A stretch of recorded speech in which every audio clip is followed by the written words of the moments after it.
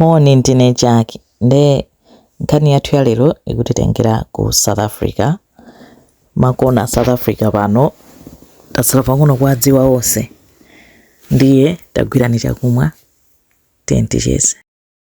Anthu awiri mukwaona apa ndi banja. Mamunayo dzina lake ndi Nkosi Langa, pamene mkazi wakeyu ndi Nomphumelelo Goncalves. Anthu awiriwa amakhala ku Durban. Nomphumelelo anali nesi, pamene mamuna wake Nkosi anali engineer. Nkosi anali ndi ntchito yabwino kwambiri, onena kuti anali ndi ma benefits abwino chani, zinthu zabwinobwino. Pa 29 September 2020, Nomphumelelo anathamanga kupita kwa abale ake a Nkosi, amalira kunena kuti Nkosi sindizoona kuti ali kuti sindikumutani, sindikumuona, sanabwere ku nyumba. Ndi abale ake achankumadabo, sanabwere ku nyumba chachitika nchani. Kumufusisisa akuona munthu angolira kuti sindikutha kumpanga richi, sindikumpeza.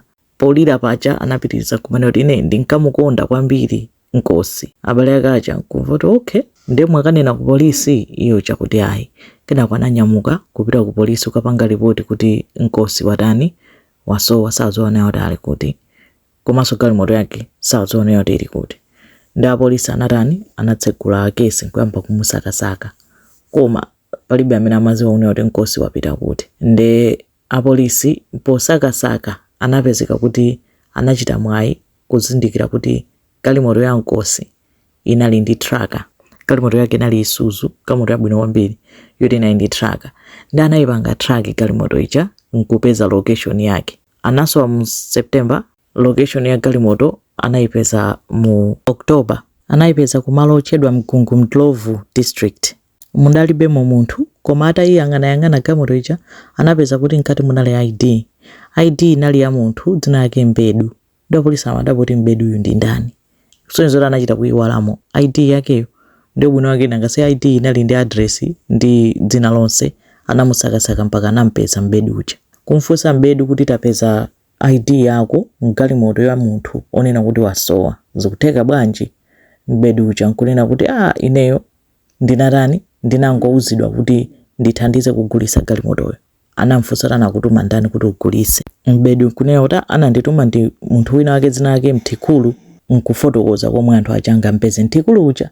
Ndi apolisi anakantenga Mthikulu uja kuti Mthikulu akuti inuyo mwapereka galimoto kwa munthu kunena kuti agulitse. Mupereka bwanji galimoto ya munthu onena kuti wasowa? Mwini wake wa galimoto ali kuti Mthikulu bwe.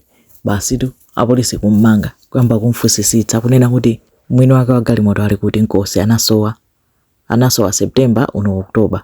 Basi tu mpamene Mthikulu anayamba kufotokoza kuti yayi ndikhoza kusonyezani kumene kuli chani, kuli thupi la Nkosi. Iwo acha thupi la Nkosi.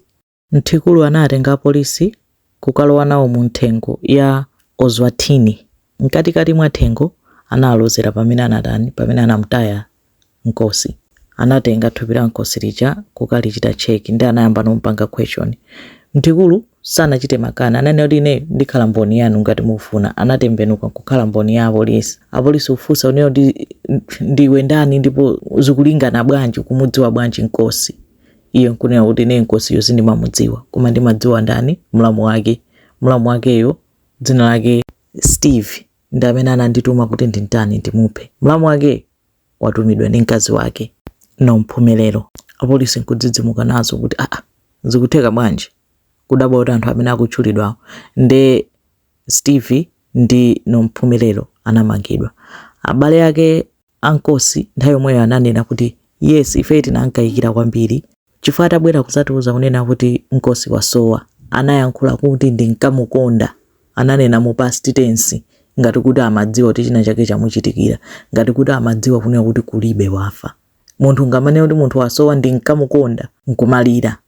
Nde abale ake anadabwa nazo, ndipo nthawi yomwe anayimba foni ku company imene amagwirako ntchito Nkosi. Uinjiniya wakeyo company yabwino kwambiri. Kumene koko analonena kuti kungomwalira Nkosiyo ndi kuti company imapereka ndrama kwa namfedwa.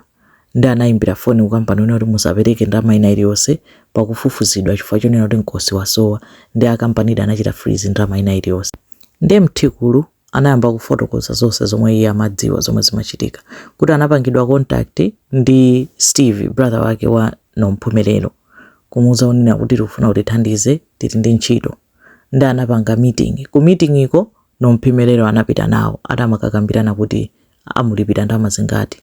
Akuti Nomphumelelo anampanga ofa Mthikulu 15,000 rands yoti amphere mwamuna wake, koma Mthikulu anakana kuti ndalamayo yachepa. Atayidelera ndalamayo Nomphumelelo ananena kuti chabwino utenga ndalamayo plus udzatenga galimoto. Galimoto yake ndiyo dula. Uzatenga galimoto ukayigulise malipiro ako akhalatiwo amenewo. Ndizo mwana anagwirizana. Ngakhale Mthikulu atamadandalo kuti galimoto ndiyo dula, anthu adzidapo kuti ndayitenga kuti zizisonyeza, koma anyway anagwirizana. Nde atagwirizana anapangana tsiku. Nomphumelelo anawuzone kuti mubwera akhala kuti wabwera wachoko ntchito ali ku nyumba, ndizasiya chitseko cha ku kitchen chotsegula ndi mudzalowere kutiko ku kitchen ko muzamtenge mukamphere kutchire musamphere nyumba mwanga. Anthu ajadi nkutani nkugwirizana. Atanapanganso meeting ina yachiwiri. Kenako tsiku before mwana apitalo Nomphumelelo atamakhalira kuyimba phone kunena kuti yesu kuti timusinthe maganizo zili pati, plan ili bwanji. Mpakana pa tsiku lodi anapezeka kuti Nomphumelelo anasiya chitseko cha ku kitchen chotsegula. Nkosi kufika ku nyumba saudziwa china chilichonse mene amafikira nthawi zonse kulowa nyumba kukhala. Anthu aja anatulukira Steve ndi Mthikulu kummangirira Nkosi. Atanamenya kummangirira anakwanitsa kumukukhuluza kumulowesa mgalimoto kuti anampanga kidnap. Komanso atamamuza unena kuti mabanki ade ako utipase mapin number, koma ukatipasa pin number yolako ikati kupha. Atino basa namuyendetsa kupita naye kutiko kuthengo kumene analiko. Akuti ali munjira yopita kuthengoko Nomphumelelo kumatumiza ma message kuti sukuti tu makadi wakakupasani pin number ndi kuti muzitenga ndalama muchite withdraw mu Durban muno. Mukapanga choncho ndi azakugwirani mophweka. Mukapange withdraw kutali dera lina. Akatero kuyimbaso phone zili pati, mwamupha zili pati. Ati kumajira kukhalira kumayimba phone kufuna update choncho. Mpakana pamene anatani anapita naye kuthengo. Koma amene ankachoka mnyumbamo atana atenga iron ya nyumbamo chifukwa choti amafuna chingwe cha iron chija. Ndi atakafika kuthengoko akuti anamumangirira ndi chingwe ndi kodi ya iron ija. Steven kugwira mbali imodzi, mbali inayi Mthikulu uja nkugwira ndi kumakokerana chonchi ndi mmene anamphera. Anamukhwizinga pakhosi mpakana anasiya kupuma ndi mmene anamphera ndi kumusiya kuthengo komweko pamene amabwerera kuti yani akagulise galimoto. Ndifati galimoto imavuta kutani kugulisa ndi pamene Mthikulu anapita kukamuza Mbedu uja kuti Mbedu tikugulisa galimoto tatithandize kugulisa galimoto. Mbedu uja ndinkumatani nkumayesera kuti atsatsa anthu mwina anakwera galimoto kuyendesa kupitisa kukunduku nkupeza kuti mwangozi anagwetseramo chani, anagwetseramo ID. Pamene no link ya iyeyo inapezeka kuti mwina apolisi anapeza ID ndi pamene anampanga link ndi ndani ndi anthu ena onse aja mpaka nkhani kubwerera kwa ndani kwa Nomphumelelo. Nomphumelelo akuyesera kukana kuti ayisizi kundikhudza sizikutani zinakanika chifukwa chonena kuti anamulipiradi munthu 15,000. Anamfuza kuti chimene wamulipirira 15,000 ndi chani chifukwa zinasonyeza trace kuti wampasa Mthikulu 15,000.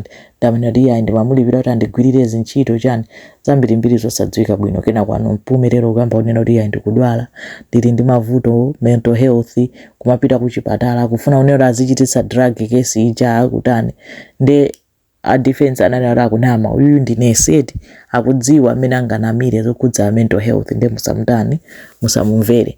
Ndi kesi inachoka 2020 ndi makesi amatenga nthawi 21, 22, 23 mpaka na mai yake Nkosi anamwalira asakudziwa kunena kuti milandu itha bwanji ya mmene mwana wa anaphedwera. Ndi anthu amadabwa kuti koma chifukwa chenicheni chomwe Nomphumelelo anampangira chipongwe mwamuna wake nchani. Ndi sana nene atamufusa sana fotokoze zifukwa zake, koma panali mbiri yonena kuti banja lawo linali loti silili bwino likupita kumapeto. Mwamuna amafuna divorce ndi yepo pakuti akapanga divorce aluzapo kukhanga ati amafuna ndalama zodi amazifuna.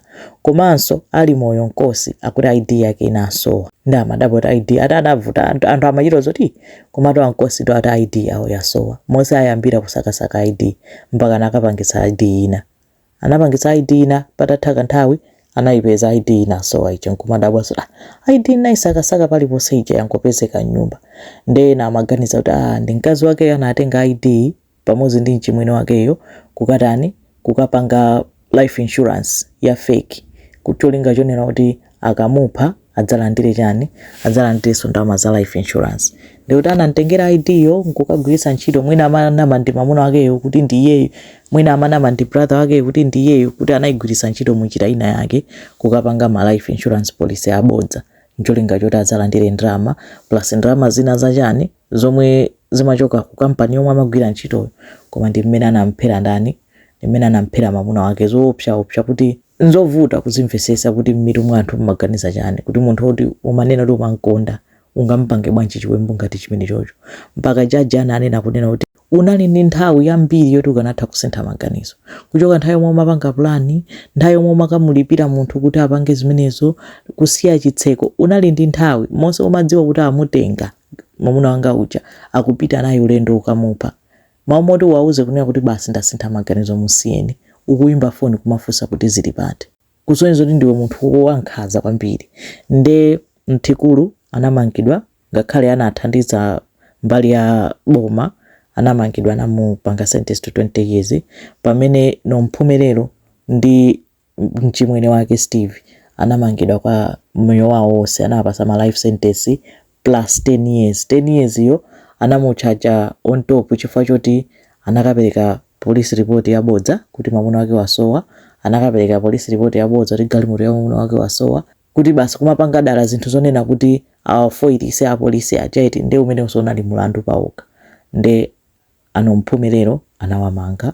Zithunzi zinazo abale awo amalira, amayi ake Nomphumelelo, pamene mbali nayo anthu ena amachita celebrate kuti finally ampanga sentence mu 2024 after kuti chiwembu chinacheka mu 2020. And analemba kalata atamuchita sentence kunena kuti pepani fauza abalaki, koma pepani wake usamveka bwino, usonyeza ngati kuti alibe chisoni, analibe nazo ntchito kwenikweni.